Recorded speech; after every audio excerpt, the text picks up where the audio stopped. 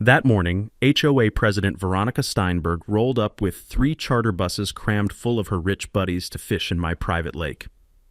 I watched her $1,000 designer heels sink deep into the mud as she shrieked, "You can't exclude us from community property."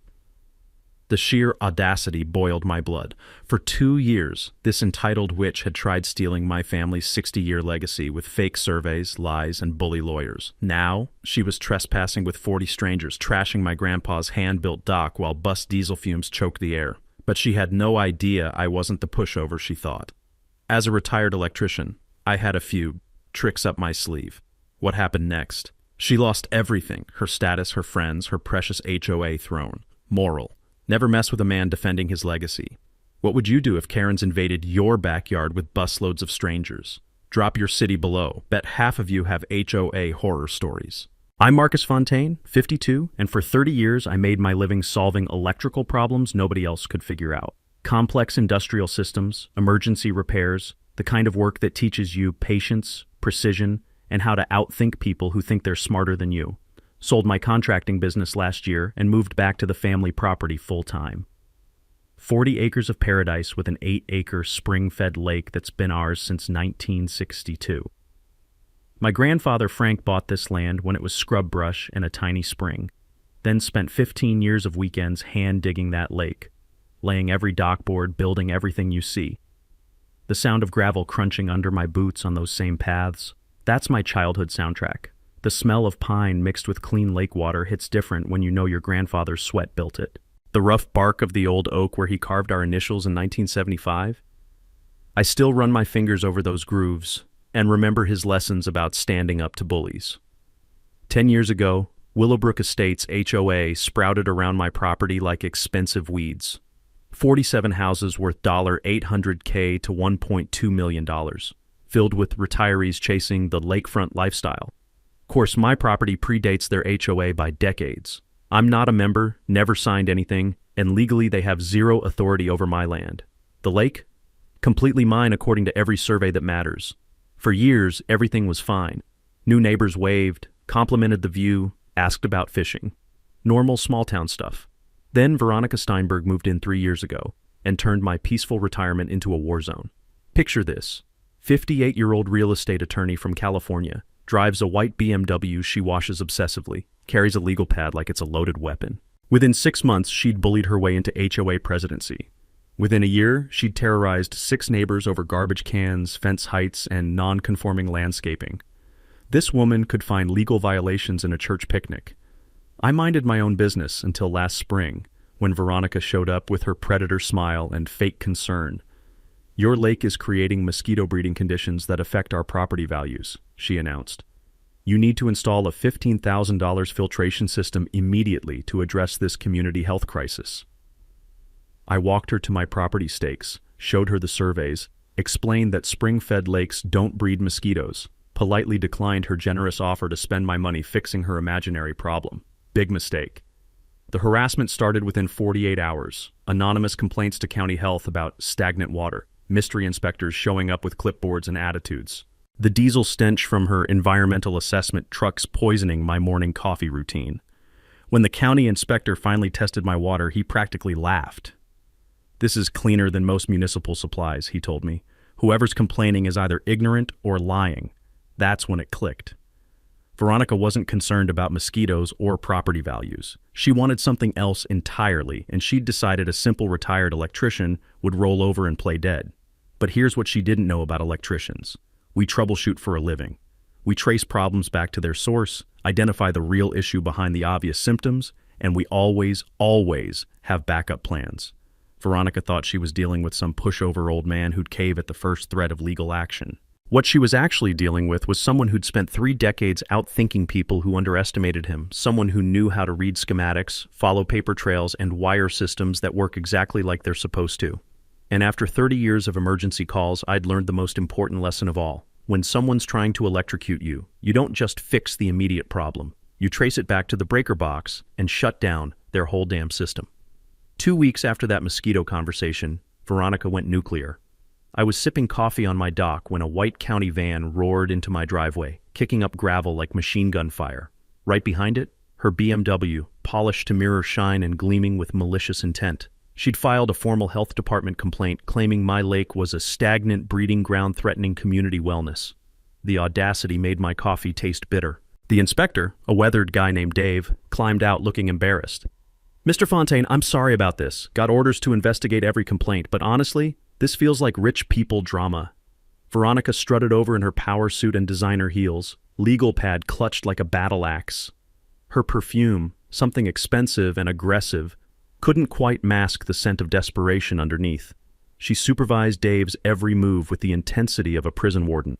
For 2 hours, Dave tested water samples, examined the spring filtration, even waded knee-deep to check the source points. His verdict?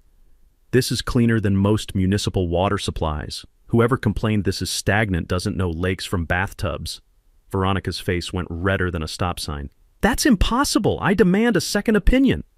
Dave packed his equipment with deliberate slowness. "Ma'am, I've been doing this 23 years. This lake is pristine."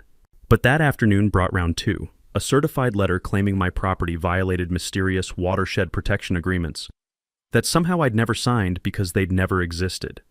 The legal language was dense enough to choke a lawyer, full of phrases like community environmental obligations and collective resource management. Now, here's something I learned rewiring commercial buildings. When someone throws technical jargon at you to justify nonsense, they're usually hiding a fundamental flaw in their system. So I did what any good electrician does when troubleshooting. I traced the problem back to its source. 3 hours of digging through county databases revealed Veronica's dirty little secret. Her California bar license was under disciplinary review for deliberate misrepresentation of property rights in a real estate deal. This woman had a history of bending legal facts to fit her financial needs.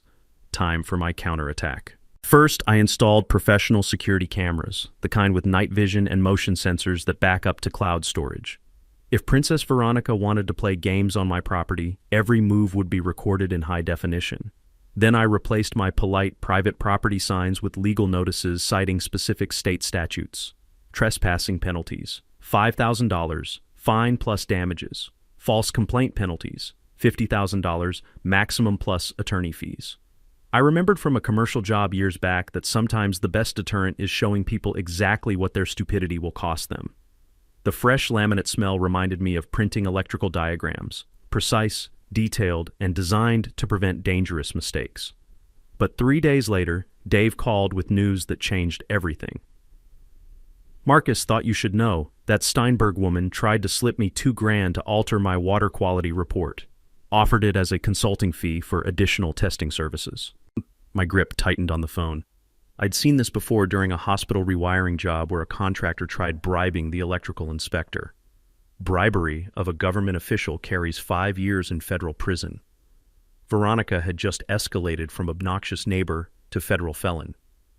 "Please tell me you reported it." "Damn right I did. Internal Affairs wants a formal statement, and they're building a case. But Marcus, watch your back. Someone willing to bribe officials won't stop there." That evening, I sat on my dock watching sunset paint the water gold and crimson. The gentle sound of waves lapping against Grandpa's hand-built shore usually calmed my mind, but tonight it sounded like a timer counting down to something bigger. This wasn't about mosquitoes or environmental concerns. Veronica wanted something specific, and she'd crossed into criminal territory to get it. Time for some detective work. I pulled property records, tax assessments, recent sales data. What I discovered made my electrical instincts buzz like touching a live wire. Every home within a mile had jumped 40% in value over 3 years, with realtors specifically advertising spring-fed lake proximity and exclusive fishing access. But here's where it got interesting. Veronica's financial records showed a woman drowning in debt. Second mortgage, maxed home equity line, leveraged at 95% of her property value. She wasn't fighting me over principles. She was fighting because my lake represented her financial salvation. If she could somehow establish community access rights, every property in Willowbrook Estates would jump another 20% overnight. Her over-leveraged investment would suddenly look genius instead of desperate. Simple contractor math. My grandfather's legacy was worth millions to her, and she planned to steal it one fraudulent legal claim at a time. But Veronica had made one fatal miscalculation. She thought a simple retired electrician wouldn't know how to trace a complex problem back to its source. Time to teach her that some circuits, once you flip the wrong breaker, can't be reset. Veronica's next attack came like a precision missile strike disguised as community service. She organized an emergency neighborhood meeting about shared water resource management at the Willowbrook Clubhouse, complete with official-looking invitations and legal letterhead. Of course, I wasn't invited. Found out when my neighbor Dorothy Lennox called, her 78-year-old voice shaking with fury. "Marcus, get down here now. This witch is telling lies about your family that would embarrass the devil himself." I arrived to find 40-plus residents packed into the clubhouse like sardines, Veronica commanding center stage with the confidence of a courtroom prosecutor. She'd prepared a full PowerPoint presentation, fake historical documents spread across tables, and enough legal jargon to choke a Supreme Court justice. The air reeked of expensive coffee and barely contained greed as neighbors eyed each other, calculating their potential lake access benefits. "Ladies and gentlemen," Veronica announced, clicking to an aerial photo of my property, "what we have here is a textbook case of individual selfishness overriding community rights. This lake has been enjoyed by area residents since the 1940s, decades before any single family claimed exclusive ownership." She clicked to her masterstroke, a yellowed document labeled 1955 Community Fishing Access Agreement. It looked official enough to fool anyone not paying attention to details, but I was paying very close attention, and what I saw made my electrician's instincts scream like a smoke detector. The 1,955 inches document mentioned environmental impact assessments, a concept that didn't exist until the National Environmental Policy Act of 1970. The signatures were obviously photocopied from different sources and pasted together. The paper had been artificially aged with what looked like coffee stains and steel wool scratches. During my contracting years, I'd seen plenty of forged inspection certificates from fly-by-night competitors. This was amateur hour fraud, but packaged with enough official presentation to fool people who wanted to be fooled. She cycled through more evidence: a 1961 watershed agreement referencing GPS coordinates that wouldn't be available to civilians until 1983, and a 1958 community access treaty, allegedly signed by my grandfather using a signature clearly traced from his 1962 property deed. 12 HOA members nodded along like hypnotized chickens, so hungry for lake access they'd swallow any lie that justified their greed. Time to electrocute this fraud show. I stood up in the back. "Excuse me, Veronica, but I'd like to address these fascinating historical discoveries." Her face went white as fresh paint. She clearly hadn't planned on the actual property owner crashing her perjury party. "Mr. Fontaine, this is a private HOA meeting." "About my private property," I interrupted, walking down the center aisle with the deliberate pace of someone about to flip a breaker. "That gives me standing." I connected my phone to her projector and took over her show. First slide: the original 1962 property survey with clear boundary markers. Second, construction photos of Grandpa building the lake, authenticated by the County Historical Society. Third, Dorothy's 40-year collection of neighborhood photos showing zero community lake use. "Now let's examine Veronica's evidence," I said, my voice carrying the authority of someone who'd called out fraudulent work for 30 years. "This 1955 document mentions environmental impact studies, except that term wasn't coined until 1969. This 1961 agreement cites GPS coordinates, but civilian GPS didn't exist until 1983. And this signature from my grandfather? It's obviously traced from his 1962 deed, which anyone can verify at the courthouse." The silence was so complete you could hear people's dreams of lakefront fishing dying. Dorothy stood with the dignity of 8 decades. "I moved here in 1963, 1 year after Frank Fontaine finished that lake. In 40 years, I never saw a single person use it besides the Fontaine family. These historical access rights are pure fantasy." 8 residents immediately switched sides, suddenly remembering they'd always believed in property rights. 4 went neutral, unwilling to pick fights, but Veronica's core supporters, 3 wealthy transplants who'd bought into Willowbrook specifically for lakefront lifestyle bragging rights, doubled down on stupidity. "Anyone can forge old photographs," one muttered. "Absolutely," I agreed, staring directly at Veronica. "Which is why document forgery carries 7 years in federal prison. Amazing what some people risk for a fishing hole." But here's the beautiful part. I'd been recording everything on my phone. Her presentation of forged documents, her false historical claims, her deliberate fraud, all captured in prosecutable quality. As chaos erupted, Veronica made one final desperate play. This isn't over, Fontaine. I'm filing an injunction to prevent you from excluding community members until this is resolved in court.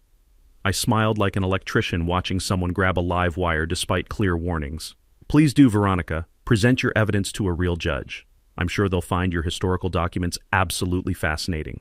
The taste of victory was sweeter than my grandfather's homemade fishing bait. Veronica was about to learn that some lies are too big to survive legal scrutiny. Veronica's courtroom threat wasn't empty bluster. Within 72 hours, she'd weaponized the legal system like a guided missile aimed at my property rights. Her first salvo came in the form of a certified surveyor who showed up to correct historical boundary inaccuracies. The man stumbling around my property with outdated equipment looked about as qualified to survey land as a goldfish was to perform surgery. Rick Dawson drove a rusted pickup held together with duct tape and determination, hauling surveying gear that belonged in a museum. While Rick fumbled with a theodolite older than disco music, I ran a quick background check on my laptop. The results made my coffee taste bitter with disgust. This clown wasn't licensed to survey anything in our state. His Pennsylvania credentials had been revoked for gross incompetence and fraudulent reporting.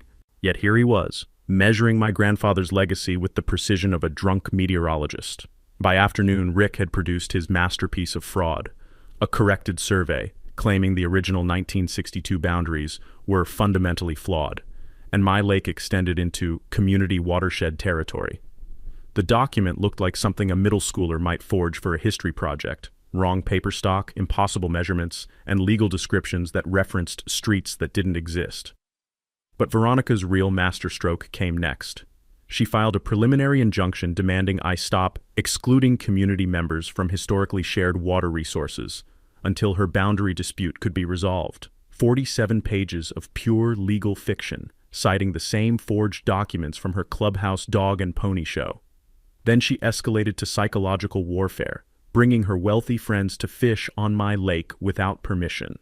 The first invasion happened on a crisp Saturday morning. 12 people in rental cars descended on my property like locusts in designer fishing vests, hauling gear worth more than most people's cars. They set up folding chairs on my dock, scattered energy bar wrappers around my fish cleaning station, and cast expensive lines into water that belonged to my family. The smell of their imported sunscreen mixed with diesel fumes from their idling BMWs turned my peaceful morning into an olfactory assault. I walked down with my camera, documenting every entitled face and out-of-state license plate. "Excuse me, but you're trespassing on private property." A woman in a $300 fishing outfit that had never seen actual fish laughed at me. Veronica Steinberg gave us permission. The court case means we can use this lake until everything's settled legally. That's when Veronica's true strategy crystallized in my mind like ice forming on winter water. She wasn't just trying to steal my property through legal manipulation. She was creating adverse possession evidence by establishing a pattern of community use. I'd encountered this scam years ago during a commercial electrical job where a neighboring business tried claiming part of my client's parking lot. The legal principle is simple but dangerous. If someone uses your land openly for 7 years while you don't object, they can actually claim ownership in court. The only defense is immediate, documented objection to every single trespass. So I did exactly that. Handed each trespasser a written notice citing specific state trespassing statutes, photographed them receiving the notices, and gave them 15 minutes to vacate before I involved law enforcement. They left muttering about crazy hermits and legal rights, but the precedent was set. Over the next 2 weeks, 3 more groups arrived with identical stories. Veronica had convinced them that pending litigation somehow granted temporary access to my property. My motion-activated sprinkler system became the MVP of property defense. Nothing ruins a trespasser's designer outfit quite like an unexpected Arctic shower while they're trying to steal your base. The sound of Veronica shrieking when she got drenched during one of her boundary inspections was sweeter than church bells on Sunday morning. But my real counterpunch came in the form of Jennifer Walsh, a licensed surveyor with 20 years of experience and a reputation for forensic precision. Her analysis of Rick's fraudulent survey read like a comedy routine written by a physics professor. The submitted measurements contain computational errors of such magnitude, Jennifer wrote in her official report, that the described property boundaries would require the lake to exist in multiple dimensions simultaneously. Several corner markers are plotted in locations that would violate basic laws of geometry. She'd essentially proven that Rick's survey was not just wrong, it was physically impossible. Armed with Jennifer's devastating professional analysis, I filed my own legal motion, not just to dismiss Veronica's ridiculous injunction, but to have her sanctioned for knowingly presenting fraudulent evidence to the court. In our state, that carries both criminal penalties and mandatory reimbursement of all attorney fees. But the most satisfying moment came when I realized Veronica had made a critical tactical error. By bringing witnesses to her fraudulent activities, she'd created a paper trail that would be impossible to deny in court. The woman who thought she could outsmart a simple electrician was about to discover that some circuits, once overloaded, explode with spectacular results. The breakthrough came from pure electrical troubleshooting instinct. When a circuit keeps shorting out, you don't just fix the obvious problem. You trace it back to find the real cause hidden in the system. I was researching property records at the county clerk's office when the scent of expensive perfume and desperation announced Veronica's arrival. She settled 2 tables away, hunched over documents with the intensity of someone defusing a bomb. What caught my attention wasn't her presence. It was what she was researching. Not boundary disputes or environmental regulations, but ownership histories, tax assessments, and recent sales data for every property within 5 miles of my lake. When she stepped outside for a phone call, I moved closer to her abandoned paperwork. What I saw made my coffee taste like liquid betrayal. Handwritten notes covered the margins. Market value $3.2 million. Forced sale target $1.8 million. Development potential. Luxury lakefront subdivision. Community access, equal sign, 60% value reduction. She wasn't trying to steal my property for community access. She was orchestrating a real estate scam to force me into selling below market value so she could flip it for massive profit. I followed her outside and positioned myself behind a concrete pillar where her voice carried clearly in the crisp morning air. "The property is absolutely perfect," she was saying into her phone. 8-acre spring-fed lake, 40 acres of pristine land, zoned for residential development. The old fool has no idea he's sitting on a gold mine. The sound of traffic couldn't drown out her predatory excitement. "No, he won't sell voluntarily. That's why we're manufacturing the legal crisis. Once I establish community access rights through litigation, his property value crashes by 60%. He'll sell just to escape the harassment and legal bills." My grip tightened on the pillar's rough concrete surface as she continued. "I've got 3 developers bidding against each other. Minimum $2.8 million for immediate cash purchase. After all expenses, I'm looking at $450,000 profit. Maybe more if they get into a bidding war." But then her tone shifted to something resembling panic. "The California situation is critical now. The state tax board filed liens totaling $387,000, and they're threatening criminal prosecution for tax evasion. If I don't generate major cash flow within 60 days, they'll seize all my assets and freeze my accounts." Tax evasion, asset seizure. This woman wasn't operating from greed. She was drowning in financial quicksand and trying to use my family's legacy as her life preserver. Plus, the bar disciplinary board is scheduling hearings on the Newport Beach fiasco. If they revoke my license, I'm finished. This lake property flip is my only chance to get ahead of the legal bills. I walked back inside with crystal clarity about the real game being played. Veronica wasn't a powerful attorney bullying a helpless retiree. She was a desperate criminal using legal harassment to steal my property and save her collapsing career.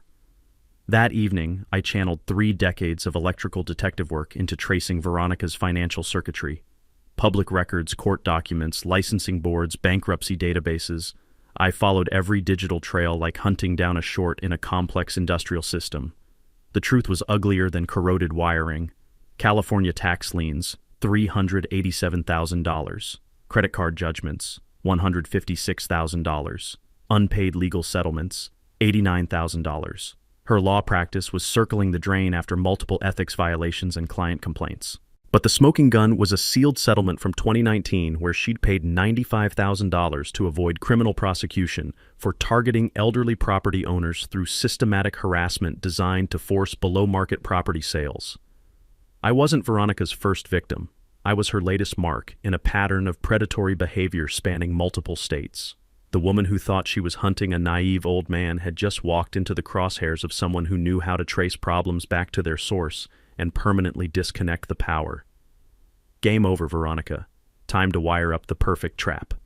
After 30 years of managing complex electrical projects, I knew the secret to bringing down sophisticated scammers.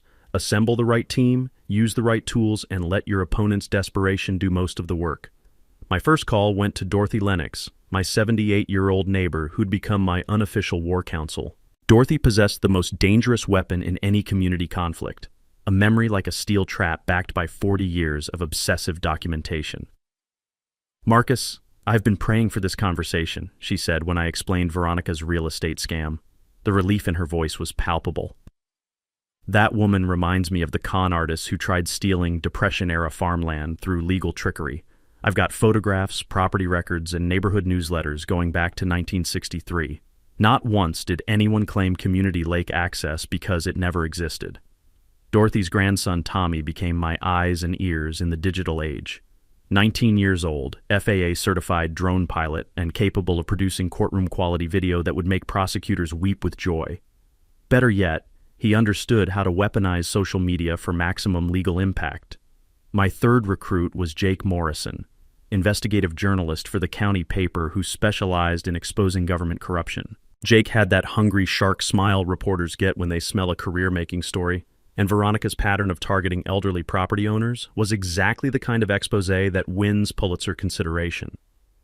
"I've been tracking similar complaints across 4 counties," Jake explained during our first strategy meeting. The excitement in his voice was infectious.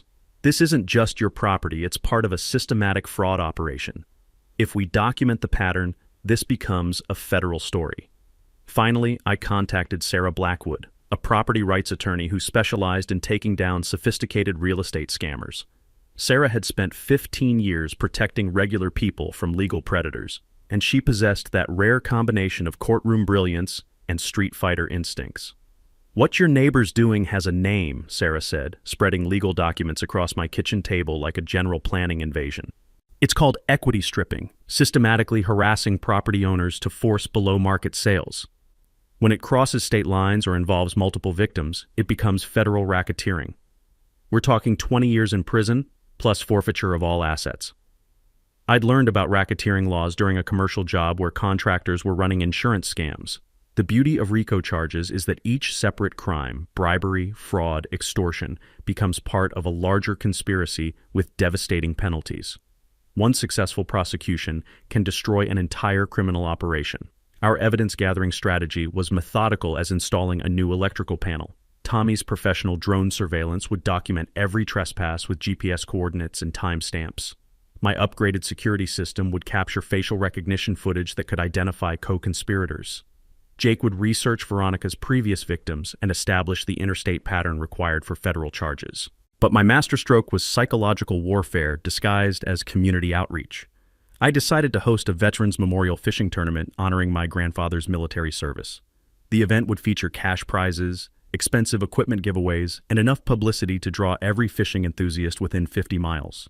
Most importantly, it would coincide perfectly with the HOA annual meeting. The tournament was pure bait for Veronica's desperation. Faced with hundreds of people enjoying her lake while she sat in a boring HOA meeting, she'd be unable to resist bringing her wealthy friends to establish community access rights through mass trespassing. Sarah helped craft legal notices that would be posted throughout the property in letters large enough to read from space. Anyone who trespassed after seeing those warnings would be committing knowing felony violations, the difference between getting a ticket and going to prison. Jake coordinated with 3 local TV stations for a human interest story about veterans, community values, and property rights. They'd be filming general neighborhood footage during tournament weekend, which meant Veronica's crimes would be broadcast live to 200,000 viewers. The financial calculations were equally satisfying. Property owners can recover triple damages for malicious harassment in our state. Veronica's actions had cost me $200,000 in legal fees, security expenses, and reduced property values. Under civil racketeering statutes, that became $600,000 in recoverable damages, plus attorney fees and punitive damages that could reach 7 figures. But the most elegant part of this trap was psychological. I'd learned from decades of electrical troubleshooting that the best way to expose a dangerous system is to stress test it under controlled conditions until it fails spectacularly.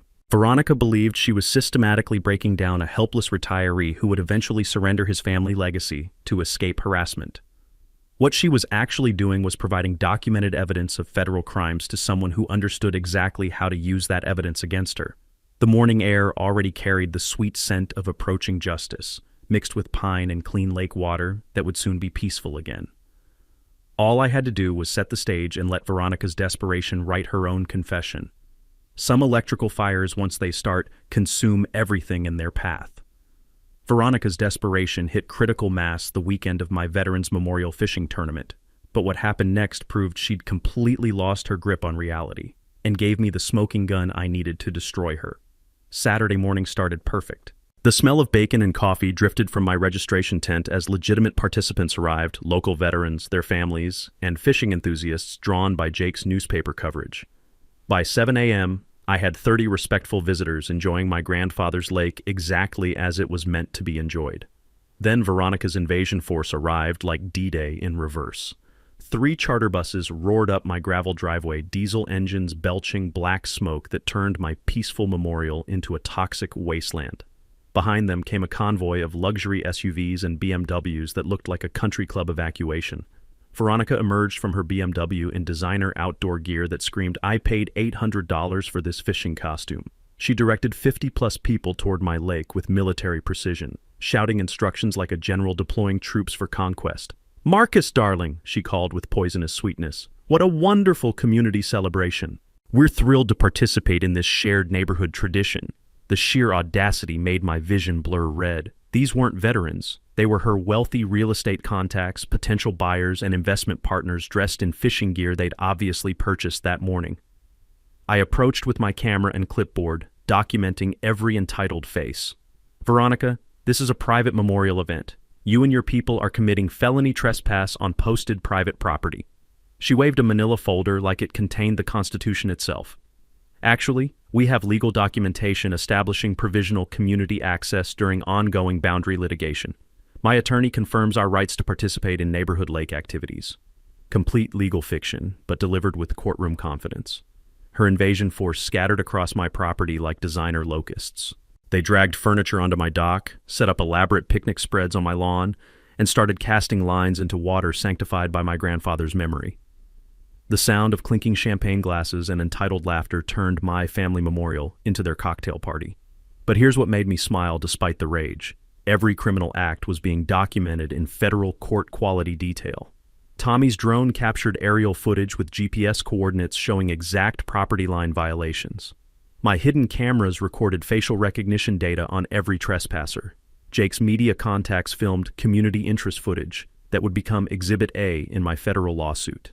The real escalation came when Veronica started conducting guided tours for potential buyers, pointing out development opportunities and premium waterfront access, like she was their licensed real estate agent. That's when I sprung my counter trap. I'd invited Detective Ray Kowalski, a friend from my commercial electrical days, to attend the memorial as my personal guest. Ray happened to be investigating real estate fraud for the county prosecutor's office, and what he witnessed made his day considerably more interesting. "Ma'am," Ray announced, flashing his badge as Veronica concluded her illegal sales pitch. "I'm Detective Kowalski with the County Fraud Unit. I need to speak with you about this property transaction you're discussing." Veronica's face went white as fresh paint. This is just a community gathering." "That's interesting," Ray continued, "because I just recorded you offering to sell property you don't own to people you're encouraging to trespass on private land. In my experience, that's called real estate fraud. The beautiful part? Veronica couldn't run without abandoning her 50 co-conspirators, and she couldn't stay without admitting to federal crimes on camera. But her desperation drove her to make an even bigger mistake. "Detective, you don't understand," she stammered. "I'm representing the community's legal interests in this boundary dispute. These people have legitimate access rights that—" "Are you a licensed real estate agent in this state?" Ray interrupted. "Well, no, but I'm an attorney and—" "Are you representing these people as their attorney in this matter?" "Not exactly, but the community has collective—" "So you're conducting unlicensed real estate activities on property you don't own, with people who aren't your clients, involving land you have no legal right to access?" The silence was so complete you could hear Veronica's career dying. But she wasn't done digging her grave. In a moment of pure panic, she made the confession that would seal her fate. "Look, Detective, this man is trying to prevent legitimate development that would benefit the entire community. His selfish refusal to sell is costing everyone millions in property values." There it was, recorded in high-definition video with multiple witnesses. Veronica admitting her entire harassment campaign was designed to force me to sell my property against my will. Ray smiled like Christmas morning.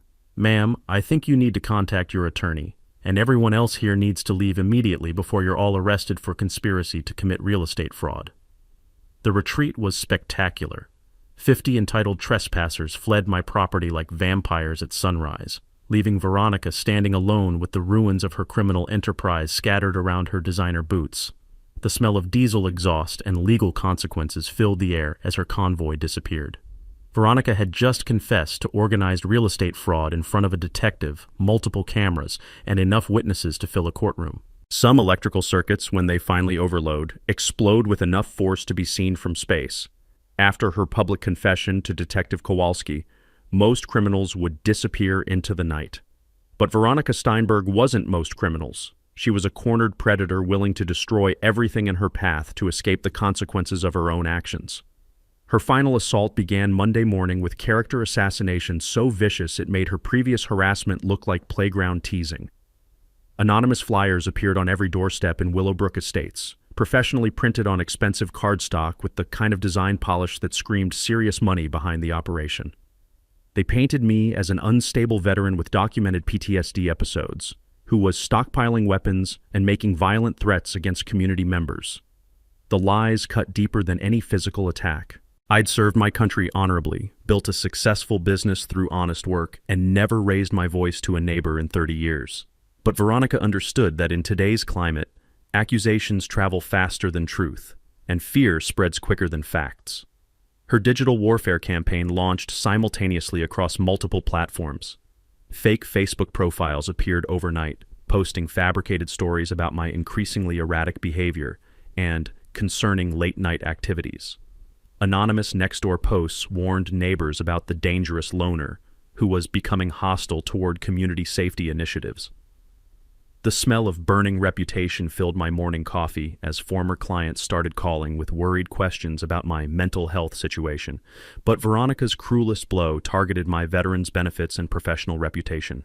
She filed false reports with the Department of Veterans Affairs claiming I was mentally unstable and potentially violent, demanding immediate suspension of my disability compensation pending psychiatric evaluation. She contacted my former electrical contracting clients, spreading rumors that I'd been displaying concerning behavior that might pose safety risks to their facilities. Watching decades of professional relationships crumble under deliberate lies felt like having my life's work electrocuted by someone who'd never earned an honest dollar. Yet while Veronica was busy destroying my reputation, I was quietly building the case that would destroy her freedom. My silent preparation had been methodical as installing a complex electrical system. Every piece of evidence was cataloged, every witness statement documented, every federal crime cross-referenced with applicable statutes. Sarah had been working 18-hour days preparing what she called the most airtight RICO case I've ever seen. But the most beautiful part of my preparation was a trap Veronica walked into with her eyes wide open. County Commissioner Patricia Wells had been cooperating with federal investigators since Detective Kowalski filed his report. When Veronica requested a private meeting to discuss community development concerns, Commissioner Wells agreed, while wearing an FBI wire that would record every word of Veronica's final confession. The meeting took place at Le Bernardin, an upscale restaurant where Veronica felt comfortable conducting her criminal business. The soft jazz music and clinking crystal provided an elegant soundtrack for federal crimes being committed in broad daylight. Tommy had positioned himself 3 tables away with professional recording equipment that captured every nuance of Veronica's self-destruction. Commissioner Wells, Veronica began, sliding a thick manila envelope across the white linen tablecloth, some property owners become obstacles to community progress. This contains $25,000 in appreciation for your support of emergency eminent domain proceedings against the Fontaine property. The casual way she discussed bribing a public official made my blood run cold. This woman had no moral boundaries whatsoever. Commissioner Wells played her part perfectly. What specific concerns justify such extreme measures, Ms. Steinberg? The property owner has been making verbal threats, displaying erratic behavior, and refusing reasonable community cooperation. Frankly, Marcus Fontaine has become a danger to neighborhood stability. Every lie was being recorded in federal court quality. I have documentation of his aggressive confrontations, Veronica continued, producing a folder of completely fabricated incident reports. plus sworn statements about his threatening behavior and unstable mental condition. She was describing a fictional version of our conflict where she was the heroic community leader protecting innocent neighbors from a dangerous lunatic. But then came the moment that guaranteed her destruction. Look, Patricia, eminent domain can be expedited when property owners are deemed mentally incompetent.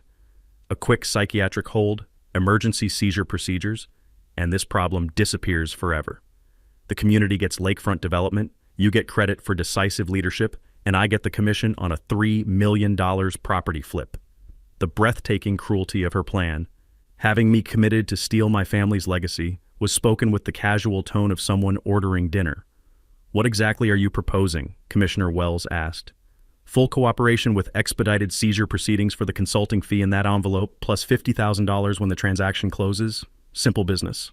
The FBI now had recorded evidence of bribery, conspiracy to violate civil rights, abuse of government power, and attempted theft through corruption of official processes. Federal crimes carrying decades in prison. But the most satisfying part was Veronica's complete obliviousness to the trap closing around her. While she thought she was corrupting another government official, she was actually confessing to multiple felonies in high-definition audio quality. The woman who'd tried to steal my grandfather's legacy through lies and legal manipulation had just handed me the evidence to destroy her completely. Some predators are so focused on their prey, they never notice the hunter taking aim.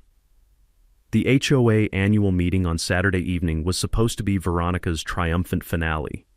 Instead, it became her public destruction, witnessed by 250 people, and broadcast live across 3 counties. The Willowbrook clubhouse was packed beyond fire code limits. Residents, media crews, county officials, and what Veronica didn't realize were federal agents scattered throughout the crowd like landmines waiting to explode. The air reeked of nervous sweat mixed with overpriced catered coffee as people who'd avoided conflict for years sensed they were about to witness blood in the water. Veronica had choreographed the evening like a legal execution, complete with professional audio-visual equipment, staged expert witnesses, and an agenda designed to railroad through her emergency community safety resolution. She'd filled the front rows with her financial co-conspirators and prepared what she believed would be the death blow to my property rights. She opened with the confidence of someone who'd never lost a rigged game, her $3,000 power suit gleaming under harsh fluorescent lights. "Ladies and gentlemen, tonight we confront a crisis that threatens every family in Willowbrook Estates." Her PowerPoint presentation was propaganda worthy of a totalitarian regime.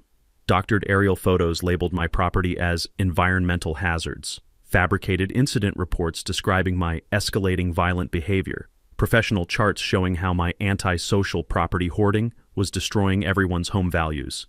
"The era of tolerating unstable individuals has ended," she declared, advancing to a slide titled Emergency Psychiatric Intervention and Property Seizure. "Community safety demands immediate action." She introduced her star witness with theatrical flourish. Dr. Stephen Walsh, forensic psychiatrist specializing in veteran mental health disorders. The man who approached the microphone looked credible enough to fool a jury. Expensive suit, confident bearing, professional demeanor. What the audience didn't know was that Dr. Walsh was actually her unemployed brother-in-law from Bakersfield, California. Based on extensive behavioral analysis, fake doctor, Walsh testified with practiced authority, Mr. Fontaine exhibits classic symptoms of PTSD-induced paranoid aggression. His property isolation behaviors and social withdrawal indicate dangerous psychological deterioration, requiring immediate intervention. 12 residents nodded like hypnotized sheep, seduced by official-sounding psychiatric jargon that justified their hunger for my lake access. The taste of impending justice was sweeter than my grandfather's honey as I stood up in the back row. "Veronica, I'd like to address these expert medical opinions." Her face went white as cemetery marble. She'd clearly expected me to cower at home while she demolished my reputation in absentia. "Mr. Fontaine, this is a closed community safety meeting." "About my mental health and my property," I interrupted, walking down the center aisle with the measured pace of someone about to flip the master breaker. "That gives me standing." I connected my laptop to her presentation system and hijacked her own equipment for my counterattack. "Ladies and gentlemen, let me share actual facts about this community crisis." Slide 1. Veronica's California tax liens totaling $387,000, with official state documents showing pending criminal prosecution for tax evasion. Audible gasps rippled through the crowd as they realized their HOA president was a fleeing felon. Slide 2. Her bar disciplinary record displaying multiple ethics violations, including the Newport Beach real estate fraud that had triggered her California escape. Slide 3. A timeline of her systematic harassment campaign against my family, complete with dates, documentation, and recorded evidence of each criminal act. But my nuclear weapon was slide 4. High-definition audio from her bribery meeting with Commissioner Wells. Veronica's own voice filled the silent clubhouse. A quick psychiatric hold, emergency seizure procedures, and this problem disappears forever. I get the commission on a $3 million property flip, you get credit for decisive leadership, and everyone wins. The silence was so profound you could hear people's worldviews collapsing in real time. That, neighbors, is your trusted HOA president discussing how to have me falsely committed to steal my grandfather's legacy for personal profit. Dorothy Lennox rose with the moral authority of 8 decades. I've known Marcus Fontaine for 40 years. He's one of the most honorable men in this community. This woman is a predator who's been manipulating all of us. But the evening's climax came when I dropped my final bomb. Oh, and Dr. Stephen Walsh? I clicked to his unemployment records from California.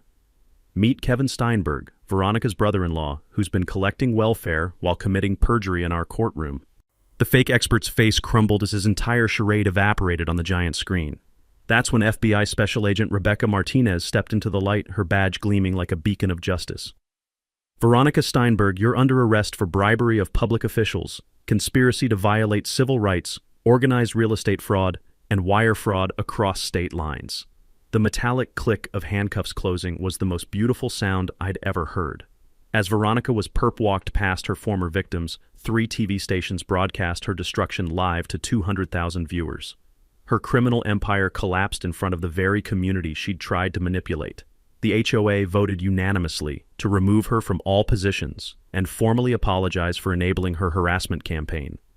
Justice, like electricity, always finds the path of least resistance, straight to the truth. 6 months later, the sound of children's laughter mixed with gentle splashing echoed across my grandfather's lake, the sweetest music I'd heard since this nightmare began.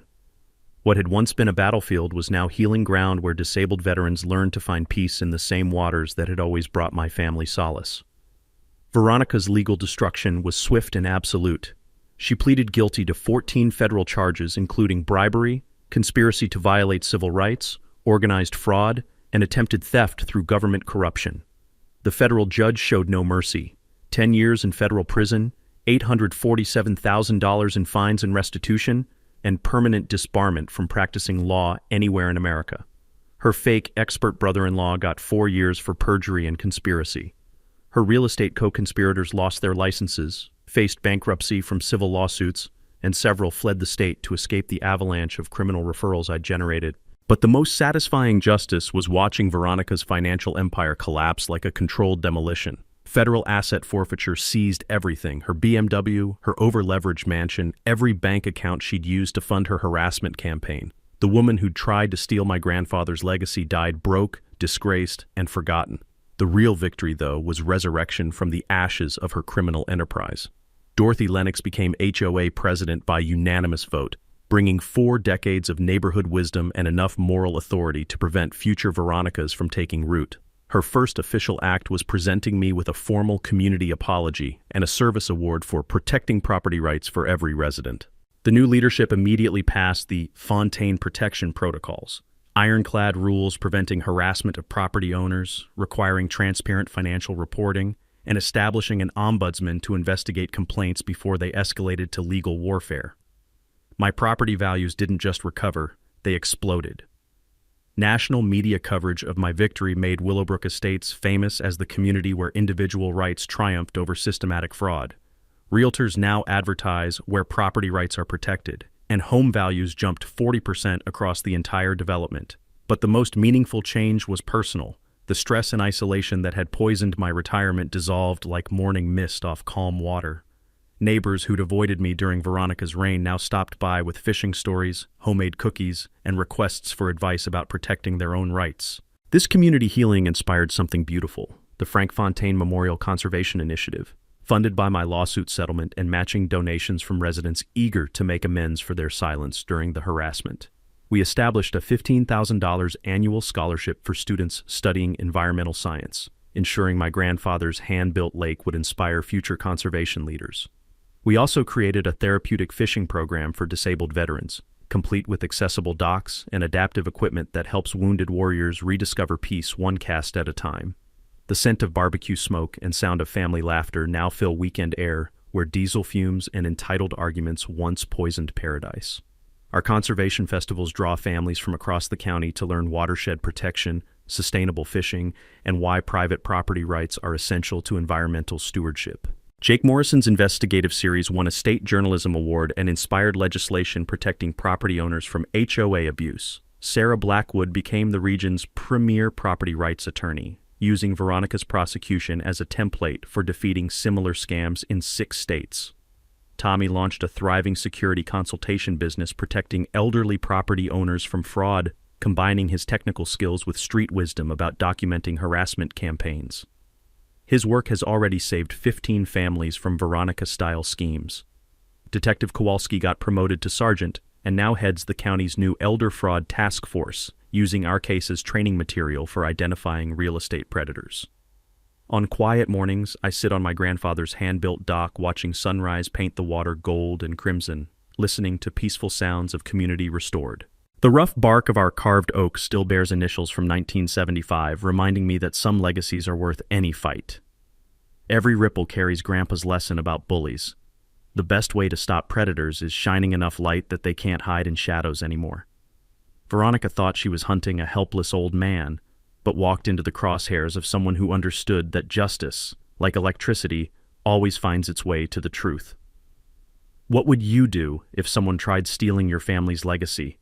Drop your worst HOA nightmare in the comments. Some of your stories might be crazier than mine. And smash that subscribe button for Karen's stories, because next week I'm exposing the neighbor who claimed he owned half my driveway. Spoiler, that didn't end well for him either.